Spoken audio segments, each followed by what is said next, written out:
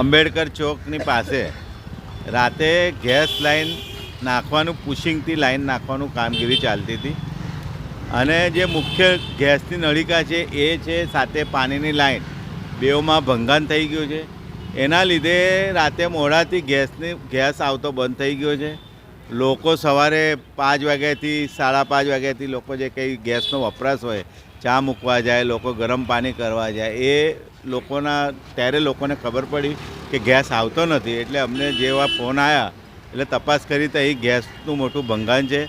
કામગીરી કરવા આવ્યા છે પણ ખોદીને કેટલો ટાઈમ લાગશે, એટલે જેસીબી મશીન લાવવું જોઈએ, વહેલી તકે કામગીરી કરવી જોઈએ કે આખા વિસ્તારમાં લોકો સવારથી ઉઠીને હજુ ગેસ લોકોને મળ્યો નથી. લોકો ચા બનાવે, નાસ્તો કરાવે તો કેવી રીતે બની શકે? અને જ્યારે આટલું મોટું કામ ચાલતું હોય પુશિંગ લાઇનનું તો સુપરવિઝન હોવું જોઈએ કે ભાઈ અહીંથી લાઈન છે જરા જોઈને કામગીરી કરવી હોય.